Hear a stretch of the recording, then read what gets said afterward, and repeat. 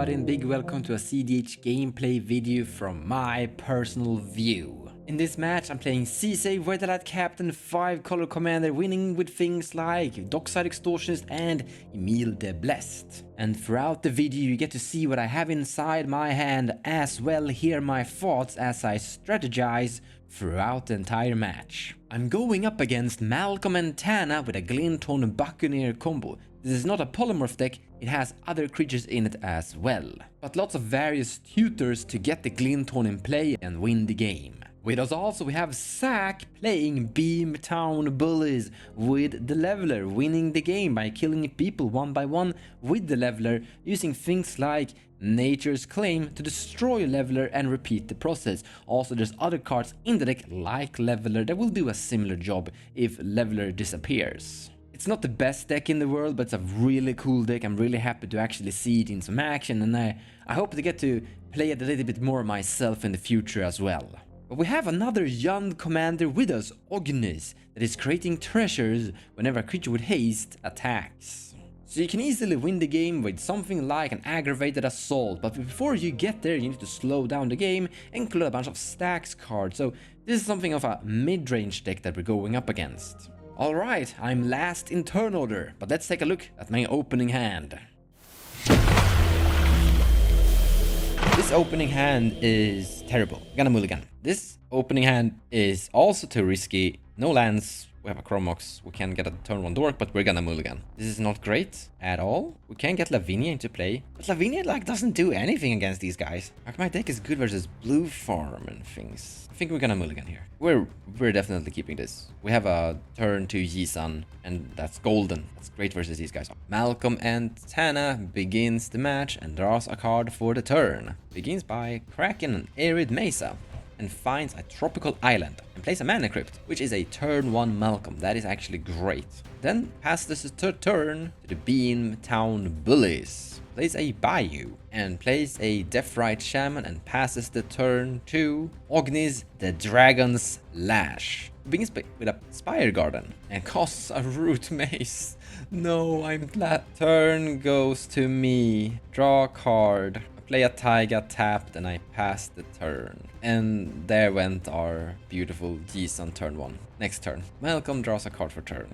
Root Mace is a great card. It's perfect. It very interacts greatly with this commander, but I'm being set behind a lot. And Root Mace is really good. Keenan plays a Windswept Heath that comes into play tapped. Fetch lands are horrible versus Root Mace. However, Malcolme is a mana producing commander, so he can actually get back into this game quite efficiently. He attacks at the Beamtown Bullies for 2 damage and creates a tapped treasure. And then he passes the turn to the Beamtown Bullies, who draws a card for turn, and then plays a Polluted Delta. He taps his Deathrite Shaman for a mana by exiling the Arid Mesa and casts a Survival of the Fittest. And he passes the turn to Ognis. Ognis plays an Ancient Tomb, and then he passes the turn to me. I'm gonna untap and draw a card. I'm gonna play this Tundra, comes into play tapped. I'm gonna cast a Sol Ring that comes into play tapped, and I'm gonna pass the turn. Like, we're getting there, but we're so behind right now.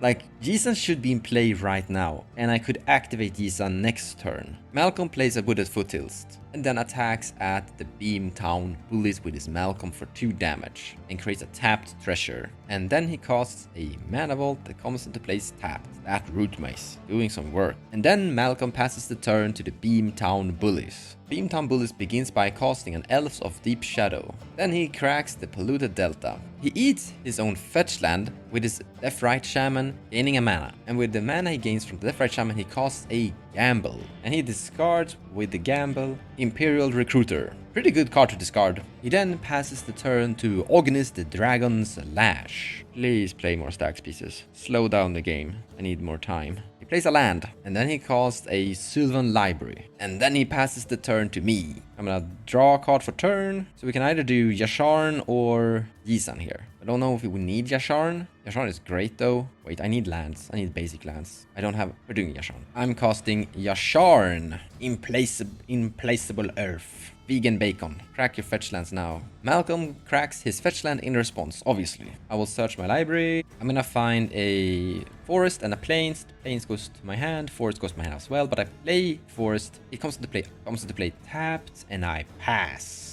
I felt that like getting a basic land here is probably good. That's getting those land drops developed in board state slowly here. And like Yasharn is very good stacks piece. I think we need to slow down the game a little bit here before we start to develop like Yeez and things. But Malcolme takes his turn and untaps his stuff and draws a card for the turn. He plays a Bloodstained Mire, which is great.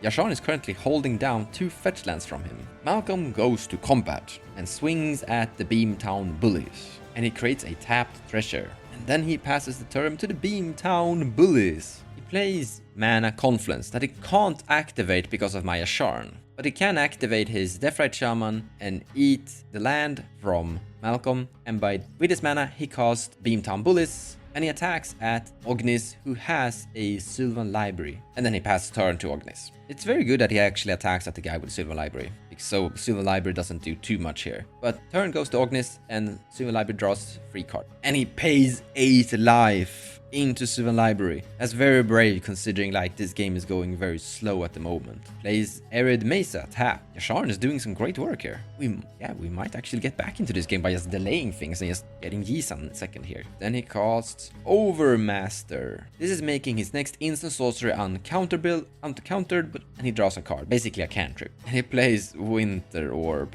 I think I like this. This is gonna slow down the game so much. And currently I'm starting to not be that affected by these stacks effects anymore, because I can just play Yisan, sit with my Sol Ring and Yisan and win from nowhere with Dockside, and just let them fight out and try to kill this guy. Turn goes to me. I'm gonna untap Taiga and Sol Ring. I'm gonna draw a card for turn. I'm gonna play a Plains that comes to play tapped. I'm gonna cast Yisan the Wandering Bard, and I'm gonna pass the turn. The reason I'm not attacking at Ognis, I actually thought about attacking because it's a library, but now that he played Winter Orb, I kind of want him alive, because I think the other guys are gonna smack on him a lot now. A turn goes to the Malcolme, who untaps his Bloodstained Mire and draws a card for the turn. He puts a tapped Breeding Pool into play. Oh, maybe I should have actually attacked that one at Malcolme here. Think about it, like why not? But Malcolme attacks at the Beamtown Bullies. I'm kind of happy about this. I want Ognis to stay alive for now, and yeah, Malcolme passes the turn here. This is literally what we want. We just want the game to be longer here. Just slow down. He untaps his Bayou and draws a card. There are currently no fetch lands in any graveyard, which means that the Deathrite Shaman doesn't tap for any mana. He's basically eaten all fetch lands, so he has a land and a door, and that's it. One thing he could do here is politics with someone and say, I can give you a Imperial Recruiter search on your turn to find some interaction versus Winter Orb. That's a possibility. Just brainstorming what Beamtown Bullies could potentially do here. We still don't know what he found with his gamble. He goes to combat and the Beamtown Bullies attacks at Ognis for 4 damage at the guy with the Sylvan Library. And then he passes the turn. So what the Beamtown Bullies can do now is, here we go, activate Sylvan Library, Survival of the Fittest, discarding Leveler. Oh, he had Leveler in his hand. But here we go, he reanimates Leveler. So the trick here is that he reanimates Leveler straight onto Ognis board state. Leveler's ETB removes Leveler, his entire library from the game, and then Ognis goes to a card draw. He can't draw a card because Leveler literally ripped his deck apart, and this basically kills Ognis. So beautiful to see this. Go to my turn and untap everything. I'm gonna put this fetch land into play. Untap, but I can't sacrifice it. So this changes a lot. He's going to potentially give someone to an Eater of Days, which means I might skip 2 turns. This could kill me. Yisan can't find a Gilded Drake. Gilded Drake would be great here in instant speed. We can... Wait, can we get a CC activation? No, we can't. We're like, if he doesn't kill me with Eater of Days, I kind of win here? I think I'm dying here, because I think he's gonna target me with this. Sisay, I'm 1 mana away from... Oh no, I'm not 1 mana away. I can't activate Sisay. If I could crack my fetch land, and if I had another land, I could activate Sisay. I'm gonna cast Sisay. I can't activate Sisay, but might as well have a 4/4 on the battlefield. I'm attacking with Yasharn at the Beamtown Bullies. 4 damage. And then I pass the turn. So we're not in a great spot. Very bad. Now, in my end step, Malcolme discards Odawara City and he bounces Yasharn back to my hand with his Odawara land. This is scary. So now he can sacrifice his treasures and all his lands are untapping. The Winter Orb is gone. Root Mace is gone. Sharn is gone. And then he casts Glinthorn Buccaneer from his hand. So we're in a very funny situation. Currently, there are only 2 people alive, which means Glinthorn Bucket will only create 2 treasures. However, because the Beamtown Bullies has 26 life and I have 40, he's gonna die before me, and then he doesn't go infinite anymore. He's netting net positive on the treasures, basically looting here, drawing cards, discarding card, and eventually I won't die. And we will be in a 1v1. Do I win here because of this? He cracks both his fetch lands, but he's also gonna sit... He currently has 4 cards in his hand, so he's gonna sit there and sculpt his hand to a perfect 4 that beats me somehow. And then he taps 2 lands to activate the Glinthorn Buccaneer. He discards Jewel Lotus, draws a card, and here we get going.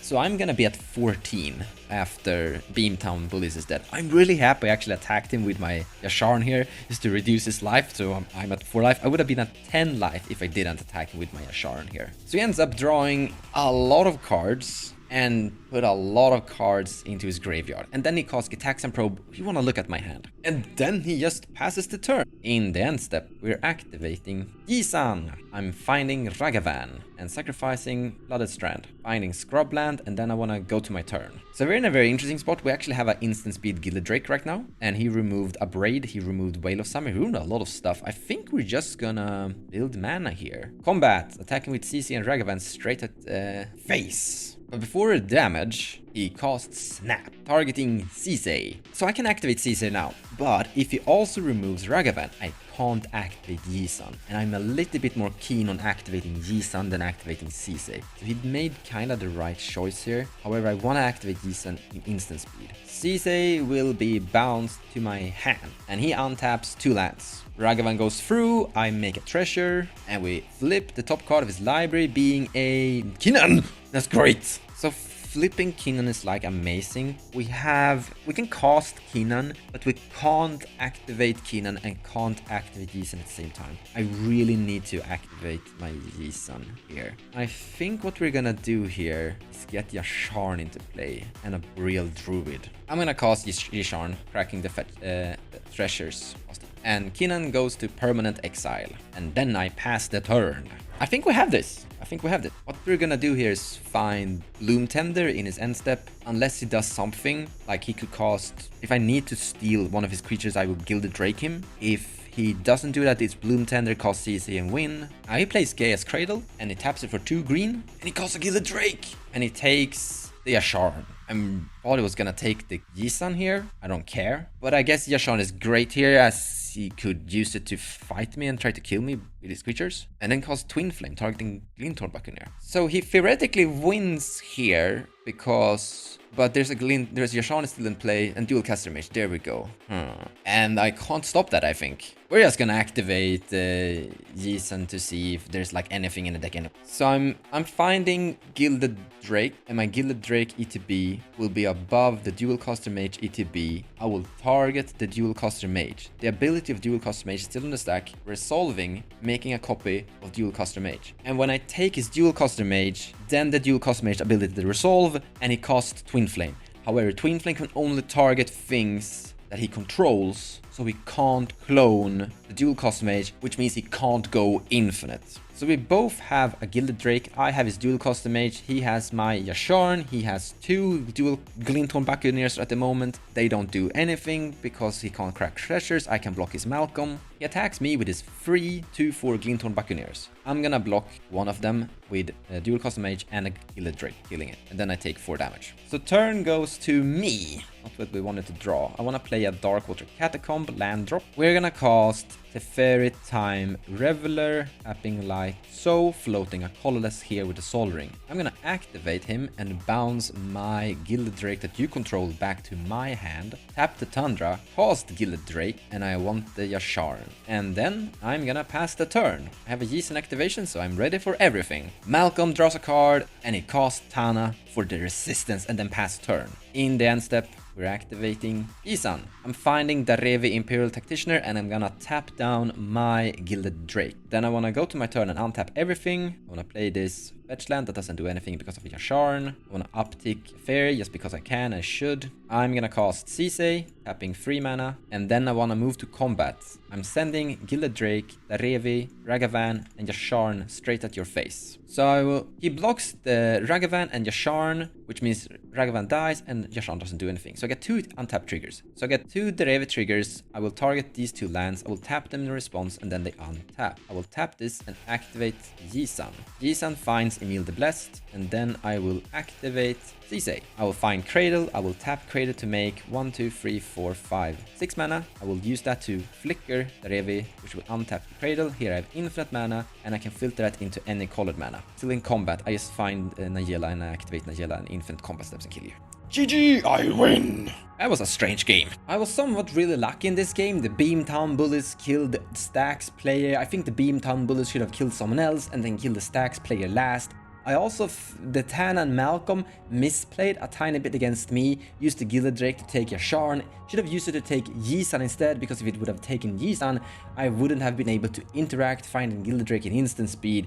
But it's very hard to play against Sisay sometimes, because there are so many different things to think about what Sisay can potentially do with the toolbox ability that she has.